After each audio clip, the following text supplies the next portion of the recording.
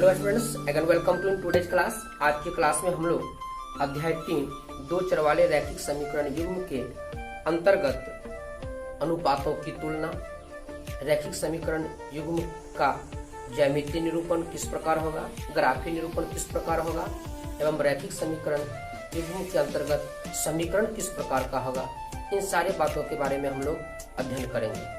तो सबसे पहले हम लोग जान लें कि दो चर वाले रैखिक समीकरण युग्म का व्यापक रूप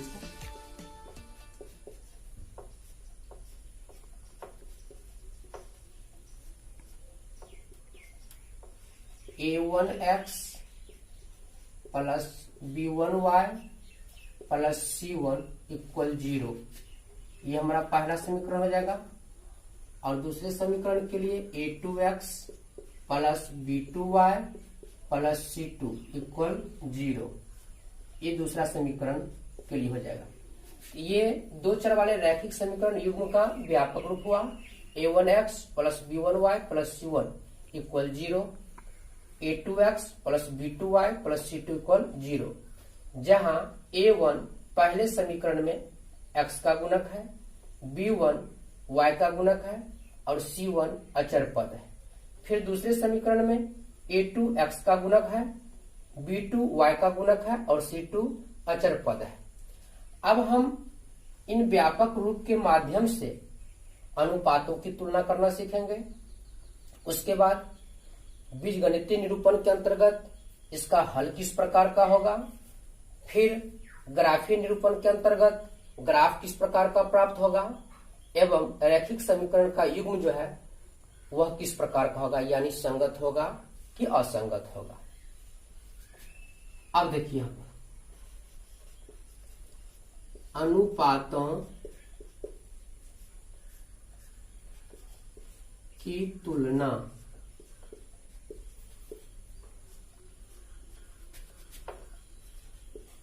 बीज गणितीय निरूपण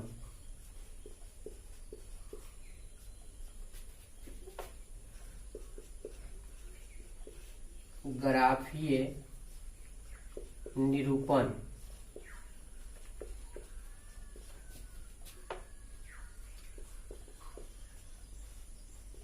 समीकरण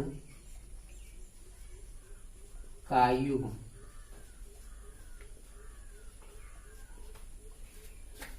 यहां पर इसको हम 4 भाग में बांट करके हल होने का शर्त ज्ञात करेंगे।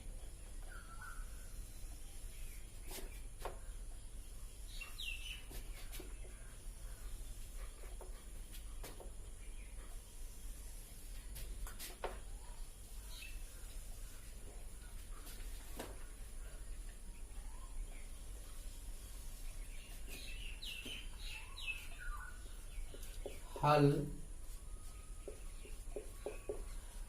होने का शर्त, यानी दो चर वाले रैखिक समीकरण का यदि युग्म दिया हुआ है तो उसका हल होने का शर्त क्या होगा। अब देखिए, यदि पहला पॉइंट a1 बट्टा a2 बराबर नहीं b1 बट्टा b2, यदि a1 बट्टा a2 बराबर नहीं है b1 बट्टा b2 तो बीजगणितीय निरूपण के अंतर्गत इस रैखिक समीकरण के युग्म का हल जो होगा एक और केवल एक और केवल एक, अर्थात अद्वितीय हल होंगे।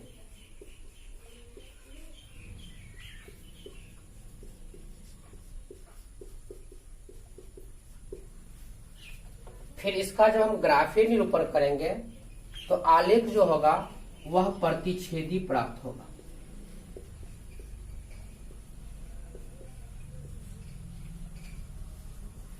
और समीकरण का युग्म जो होगा वह संगत होगा।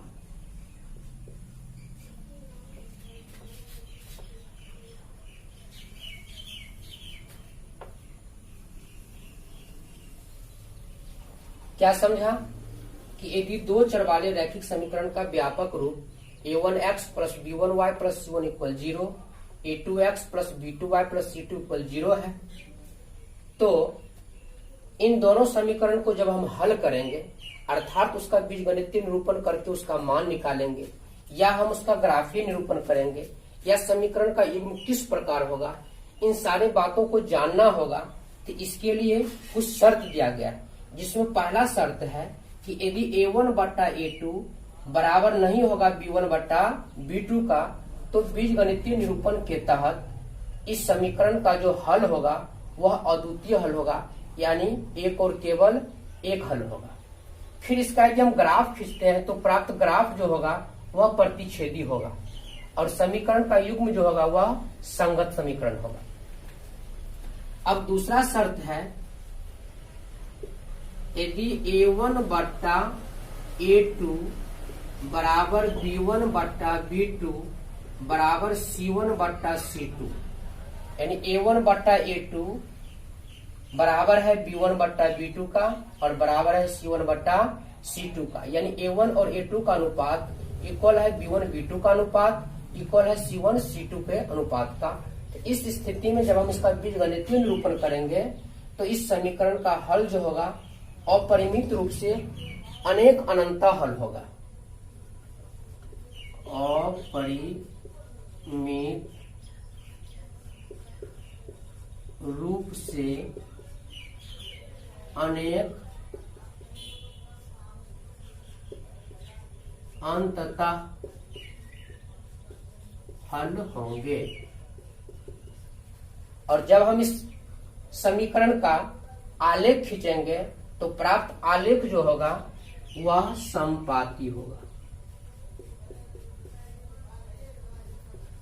और समीकरण का युग्म जो होगा आश्रित, और आश्रित समीकरण के युग्म जो होता है वह संगत होते हैं। यानी इस स्थिति में भी प्राप्त समीकरण का युग्म जो होगा संगत होगा।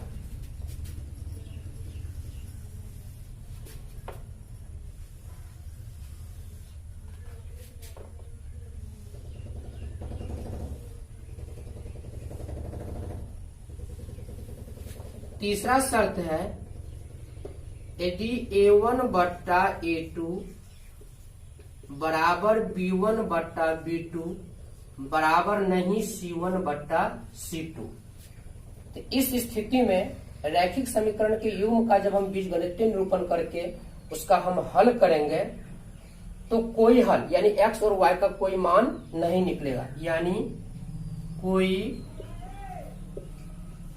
हल नहीं होंगे।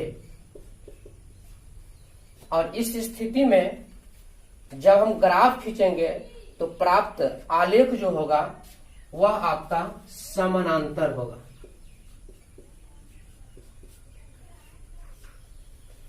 और समीकरण का युग्म जो होगा वह असंगत होगा।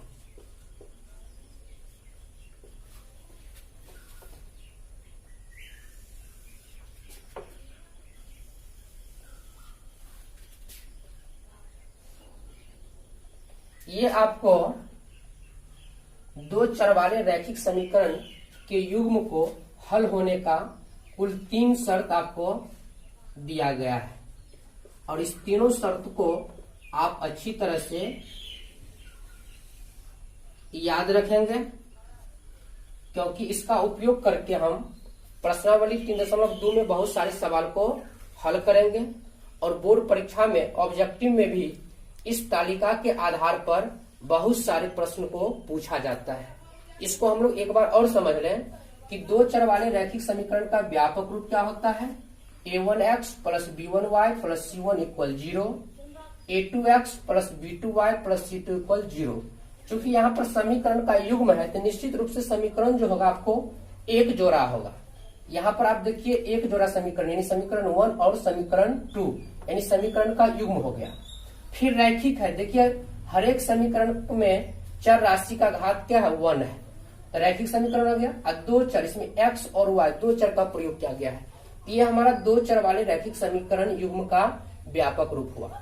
फिर याद रखेंगे a1 क्या होगा, x का गुणक होगा, b1 क्या होगा, y का गुणक होगा, c1 क्या होगा, अचर पद होगा। किस समीकरण के लिए, तो समीकरण 1 के लिए। फिर a2 जो होगा x का गुणक होगा, b2 होगा y का गुणक होगा और c2 अचर पद होगा। किसके लिए, तो समीकरण 2 के लिए। अब इस टाइप का यदि आपको इस फॉर्मेट पर, इस आधार पर यदि दो समीकरण दिए हुए हैं, तो उस आधार पर आप कुछ शर्त को याद रखेंगे।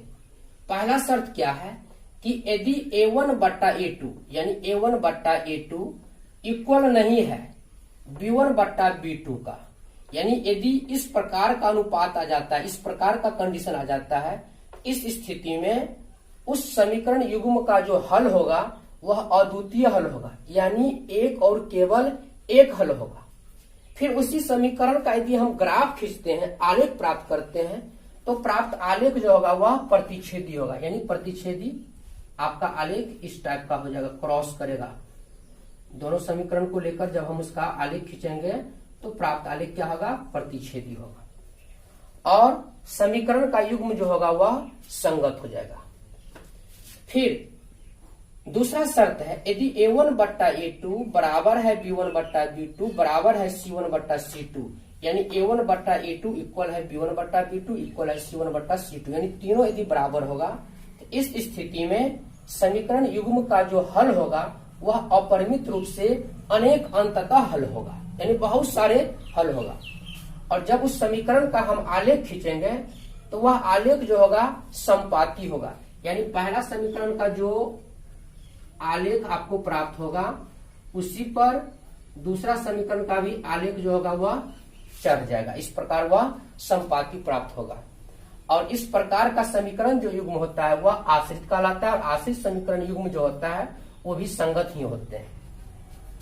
और तीसरा शर्त है कि यदि a1 बट्टा a2 बराबर b1 बट्टा b2 बराबर नहीं c1 बट्टा c2, मतलब a1 और a2 इक्वल है b1 बाय b2 का, लेकिन यह इक्वल नहीं है c1 बट्टा c2 का, यानी शुरू वाला दो बराबर होंगे, लास्ट इक्वल नहीं होंगे। इस स्थिति में उस समीकरण का कोई हल नहीं होगा और जब हम उसका ग्राफ खींचेंगे तो ग्राफ जो है आपको समानांतर प्राप्त होगा, यानी इस टाइप का ग्राफ आपको प्राप्त होगा। तो और इसका समीकरण का युग्म क्या होगा, असंगत होगा। तो इसको आप अच्छी तरह से याद कर लेंगे, क्योंकि बोर्ड परीक्षा में ऑब्जेक्टिव बहुत सारे प्रश्न इस तरीका के आधार पर पूछे जाते हैं। जैसे आपको पूछ देगा कि यदि a1 बट्टा a2 इक्वल नहीं है b1 बट्टा b2 तो समीकरण किस प्रकार का होगा, उत्तर देंगे संगत होगा। ग्राफ किस प्रकार का प्राप्त होगा, तो प्रतिच्छेदी प्राप्त होगा। फिर यदि आपसे पूछा जाएगा यदि a1 बट्टा a2 बराबर b1 बट्टा b2 बराबर c1 बट्टा c2, तो बीजगणितीय निरूपण के अंतर्गत समीकरण का हल किस प्रकार का होगा, आंसर हो जाएगा अपरिमित रूप से अनेक अंततः हल होगा। समीकरण युग्म क्या होगा, तो आश्रित होगा। फिर यदि पूछा जाएगा a1 बट्टा a2 बराबर b1 बट्टा b2 बराबर नहीं है c1 बट्टा c2, तो समीकरण किस प्रकार का होगा, तो असंगत होगा। आलेख किस प्रकार का होगा, समानांतर होगा। हल कैसा होगा, तो कोई हल नहीं होगा। तो इस प्रकार के प्रश्नों को जवाब देने के लिए ये तालिका आपके लिए बहुत ही कारगर होगा। वैसे इस आधार पर बहुत सारे प्रश्न भी आपको सॉल्व करने के लिए 3.2 में दिया गया है। इसको आप अच्छी तरह से समझ करके आप अपने फेयर में भी लिख लेंगे और अच्छी तरह से दिमाग में भी इसको आप रखेंगे। अब इसके बाद हम लोग जानेंगे जो दो चर वाले रैखिक समीकरण युग्म को हल करने की कौन कौन सी विधियां हैं। दो चर वाले रैखिक समीकरण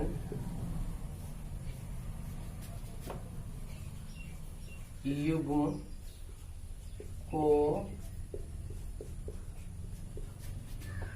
हल करने की विधि। देखिए, इस व्यापक रूप के अनुकूल यदि आपको कोई रैखिक युग्म का समीकरण दिया हुआ है, इस समीकरण को आप किन किन विधियों से हल कर सकते हैं उस विधि को हम लोग जानते हैं। तो पहला विधि आपका है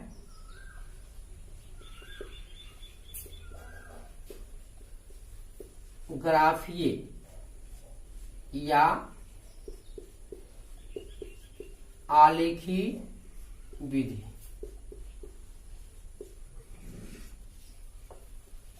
दूसरी विधि है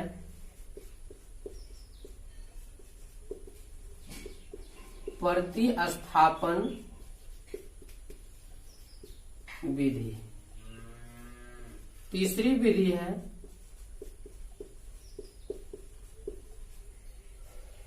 विलोपन विधि।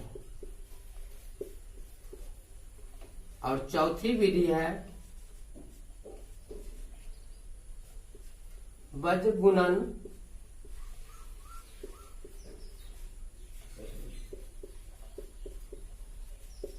विधि। यानी दो चर वाले रैखिक समीकरण युग्म को हल करने के कुल कितने विधि है? 4 विधि है। पहला विधि क्या है? ग्राफीय या आलेखी विधि। दूसरा है प्रतिस्थापन विधि, तीसरा है विलोपन विधि और चौथा है बजगुणन विधि। तो हम लोग बारी बारी से चारों विधि से रैखिक समीकरण युग्म को हल करना सीखेंगे। प्रश्नावली 3.2 में आपको ग्राफीय या आलेखी विधि से समीकरण को हल करने के लिए दिया गया है। तो सबसे पहले हम लोग प्रश्नावली 3.2 के अंतर्गत पूछे गए प्रश्नों को ग्राफीय या आलेखी विधि से हल करना जानते हैं। तो सबसे पहले हम लोग पॉइंट नंबर 1 यानी ग्राफीय या आलेखी विधि को सीखते हैं। तो आपने क्या सीखा? दो चर वाले रैखिक समीकरण युग्म को हल करने की कितनी विधि है? 4 विधियां हैं। पहला विधि क्या है? ग्राफीय या आलेखी विधि। दूसरा क्या है? प्रतिस्थापन विधि। तीसरा है विलोपन विधि और चौथा क्या? बजगुणन विधि। तो पॉइंट नंबर 1 यानी ग्राफीय या आलेखीय विधि को हम लोग सबसे पहले जानते हैं कि किस प्रकार ग्राफीय या आलेखीय विधि के द्वारा समीकरण को हल किया जाता है। तो देखिए, प्रश्नावली 3.2 में पहला का पहला क्वेश्चन है, कक्षा 10 के 10 विद्यार्थियों ने गणित पहली प्रतियोगिता में भाग लिया। यदि लड़कियों की संख्या लड़कों की संख्या से 4 अधिक हो तो प्रतियोगिता में भाग लिए लड़कों और लड़कियों की संख्या ग्राफीय विधि द्वारा ज्ञात कीजिए। तो अब हम क्या करेंगे? सबसे पहले इस सवाल को पढ़ करके अच्छी तरह से समझ करके रैखिक समीकरण के युग्म को तैयार करेंगे। और रैखिक समीकरण का युग्म जब हमारा तैयार हो जाएगा, यानी जब हम उसको बीजगणितीय निरूपण कर लेंगे, तो फिर उसके बाद मान तालिका को ज्ञात करेंगे और मान तालिका के बाद उसको हम ग्राफ खींचेंगे और ग्राफ खींचने के बाद उसका हल प्राप्त होगा। तो हम इसको पहले सॉल्व करते हैं। यहाँ पर क्लास 10 में टोटल 10 विद्यार्थी है, यानी लड़का और लड़की मिलाकर के। तो दोनों की संख्या ज्ञात करना है। क्या लिखेंगे? माना लड़कों की संख्या बराबर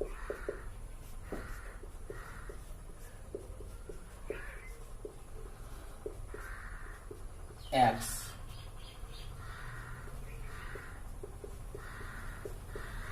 लड़कियों की संख्या बराबर y। अब देखिए, यहां पर दो चर राशि हो गया, एक x और एक y।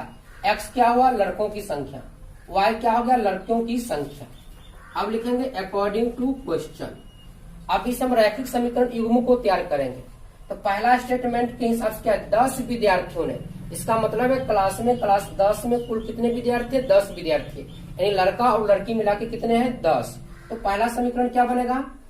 x + y = 10। ये हम पहला समीकरण बना देंगे। फिर दूसरा समीकरण लेते हैं। अगेन, लड़कियों की संख्या लड़कों की संख्या से 4 अधिक है, यानी y इक्वल क्या हो जाएगा? x + 4 या x - y इक्वल हो जाएगा -4। ये हो जाएगा दूसरा समीकरण।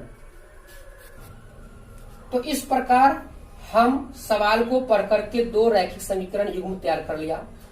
पहला स्टेटमेंट से पहला समीकरण क्या बना, x प्लस वाई इक्वल 10, और दूसरा क्या निकला, x माइनस वाई इक्वल -4। अब ये दो समीकरण बनकर के तैयार हुआ। अब हम ग्राफीय विधि से इसको हल करेंगे कि लड़का की संख्या कितनी है और लड़कियों की संख्या कितनी है। अब समीकरण 1 से पहला समीकरण देखिए क्या दिया हुआ है, x प्लस वाई इक्वल 10, इसलिए y इक्वल क्या हो जाएगा 10 माइनस x उधर जाएगा तो माइनस हो जाएगा क्योंकि इधर प्लस में था। अब हम इससे हम मान निकालते हैं।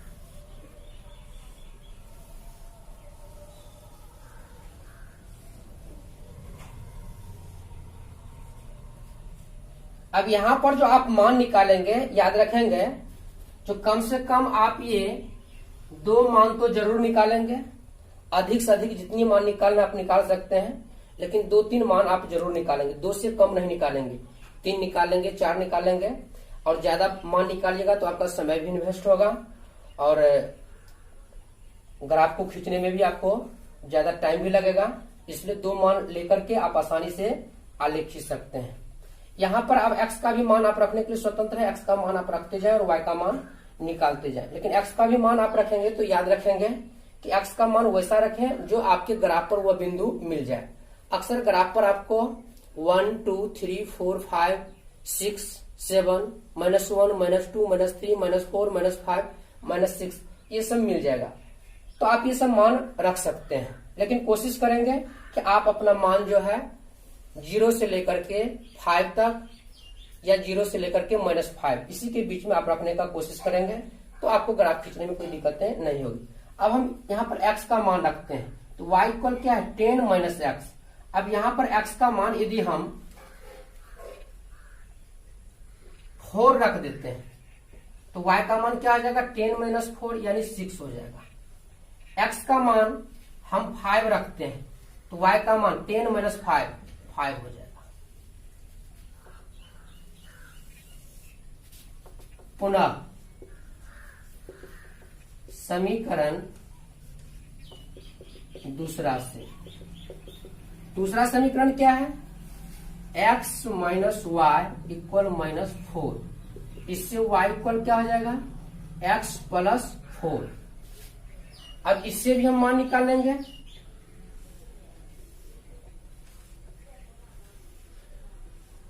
ये हो गया आपका x y, x का मान हमने 1 रखा तो y का मान कितना हो जाएगा 1 प्लस 4 5 हो जाएगा। फिर x का मान हमने 0 रख दिया तो y का मान क्या हो जाएगा 4 हो जाएगा। अब आपका दोनों मान निकल गया और इन दोनों मान का प्रयोग करके हम अब ग्राफ खींचते हैं।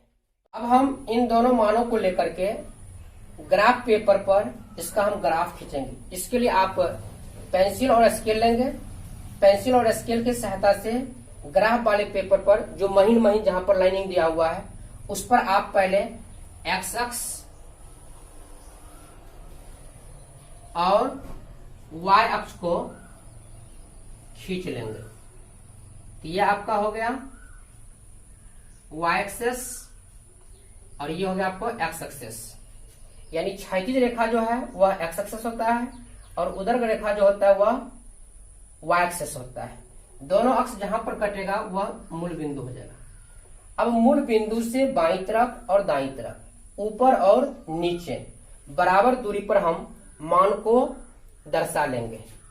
यानी बराबर दूरी पर जैसे 1 2 3 4 5।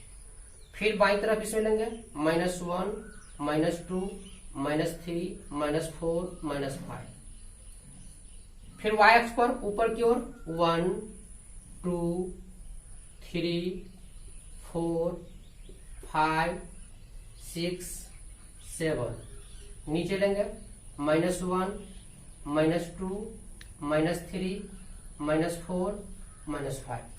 इस तरह से हम पहले ग्राफ पर मान को दर्शा लेंगे। ध्यान रखेंगे ये मान जो है आपको बराबर बराबर दूरी पर दाईं और बाईं और ऊपर नीचे होनी चाहिए। अब हम समीकरण पहला के मान को इस आलेख पर दर्शाते हैं। तो पहला में आपको x का मान 4 है तो y का मान 6 है। तो x का मान 4 और y का मान 6, इस बिंदु को आप चिन्हित कर लेंगे 4 के सामने और 6 के सामने। फिर x का मान 5 और y का मान 5 है। x का मान 5 और y का मान 5 और 5 के सामने हम बिंदु को चिन्हित कर देंगे। अब इसको लेकर के आप स्केल के सहायता से और पेंसिल की सहायता से ये आलेख खींच देंगे। इस प्रकार एक सरल रेखा प्राप्त होगा और इसके ऊपर आप लिख देंगे x plus y equal 10। x plus y equal 10 क्यों? क्योंकि आपको ये पहला समीकरण का आलेख होगा। फिर दूसरा समीकरण में आपका मान क्या निकला है? x का मान 1 तो y का मान 5। x का मान 1 तो y का मान 5। 1 और 5 के सामने चिन्हित कर देंगे बिंदु को। फिर x का मान 0 है तो y का मान 4 है। x का मान 0 तो y का मान 4। अब इसको हम क्या करेंगे? फिर स्केल और पेंसिल के सहारे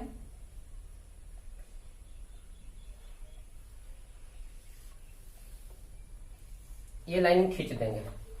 ये आपका है x माइनस वाई इक्वल -4 का आलेख। अब हम क्या देखते हैं कि ये इस रैखिक समीकरण के युग्म का जो हमने आलेख खींचा, प्राप्त आलेख क्या आपका प्रतिच्छेदी है। दोनों इस बिंदु पर प्रतिच्छेद कर रहे हैं। किसके सामने? x के 3 के सामने और y के 7 के सामने, यानी 3,7 पर ये प्रतिच्छेद कर रहा है। तो कोई भी आलेख जिस बिंदु पर प्रतिच्छेद करता है वह बिंदु जो होता है उस रैखिक समीकरण के युग्म का क्या होता है? हल होता है। और पहला जो होता है वह x का मान होगा और दूसरा जो होगा वह y का मान होगा। यहाँ पर चूंकि x में बिंदु 3 के सामने ये क्रॉस कर रहा है और y में 7 के सामने। इस प्रकार प्राप्त ये आपका 3,7 जो ये मान है, प्रतिच्छेदन बिंदु जो 3,7 है, इसमें 3 जो होगा वह x का वैल्यू होगा, 7 जो होगा y का वैल्यू होगा। और x हमने किसको माना था? लड़कों की संख्या को माना था। तो लड़कों की संख्या कितना हो जाएगा? 3 और लड़कों की संख्या क्या हो जाएगा? 7, क्योंकि y का वैल्यू क्या है? 7 है। तो इस आधार से हम कह सकते हैं कि लड़कों की संख्या बराबर लड़कों की संख्या बराबर 3, लड़कियों की संख्या बराबर 7। यही हो जाएगा आपका आंसर। तो इस प्रकार आप दिए गए प्रॉब्लम को पढ़ करके आप पहले रैखिक समीकरण के युग्म को तैयार करेंगे। जब रैखिक समीकरण का युग्म आपको तैयार हो जाएगा तो आप मान ज्ञात कर लेंगे, जिसको मान तालिका में आप दर्शा लेंगे। उसके बाद आलेख वाले पेज पर, ग्राफ वाले पेपर पर जाकर के पहले x अक्ष और y अक्ष को खींच लेंगे। फिर x अक्ष और y अक्ष खींचने के बाद जो है बराबर बराबर दूरी पर इस मान को आप दर्शा देंगे और मान को दर्शाने के बाद तालिका में दिए गए मान के द्वारा आप आलेख खींचेंगे और दोनों आलेख जिस बिंदु पर प्रतिच्छेद करेगा वह प्रतिच्छेदन बिंदु जो होगा उस रैखिक समीकरण के युग्म का हल होगा। वह जो हल प्राप्त होगा उसमें पहला बिंदु जो होगा वह x नियामक होगा और दूसरा जो होगा वह y नियामक होगा। तो इस आधार पर x का मान जो होगा, प्रथम मान जो होगा वह x का मान होगा, दूसरा मान जो होगा y का मान होगा। तो इस सवाल में हमने लड़कों की संख्या को क्या माना था? x। यहाँ पर x का मान कितना हो जाएगा? 3, यानी लड़कों की संख्या 3। दूसरा मान लड़कियों की संख्या जिसको हमने y माना था और यहाँ पर दिया हुआ है y का मान 7, तो लड़कियों की संख्या क्या हो जाएगा? 7। अब इस आधार पर आप यहाँ पर देखें कि कक्षा 10 के 10 विद्यार्थी, अब देखिए लड़का लड़की मिला करके, लड़का 3 है और लड़की 7 है, तो 3 + 7 कितना हो गया? 10। फिर कहता है लड़कियों की संख्या लड़कों से 4 अधिक है, तो लड़कियों की संख्या कितना है? 7 है और लड़कों की संख्या कितना है? 3। 7 3 से कितना अधिक है? 4 अधिक है, यानी लड़कों की संख्या से 4 अधिक है। इस प्रकार आप ग्राफी विधि से हल कर सकते हैं। अभी जो आपको हमने बताया कि ग्राफी विधि के द्वारा रैखिक समीकरण के युग्म को किस प्रकार हल किया जाता है। तो आपको प्रश्नावली 3.2 में ग्राफी विधि से हल करने के लिए बहुत सारा सवाल दिया गया है। इन सारे सवाल को आप पढ़ करके रैखिक समीकरण के युग्म को तैयार करेंगे जब रैखिक समीकरण का युग्म तैयार हो जाएगा, इसी आधार से आप मान तालिका निकालेंगे। मान निकालने के बाद आप अच्छी तरह से उसको ग्राफ खींचेंगे और निश्चित रूप से आपको ग्राफी विधि से हल हो जाएगा। आज की क्लास में बस इतना ही। धन्यवाद।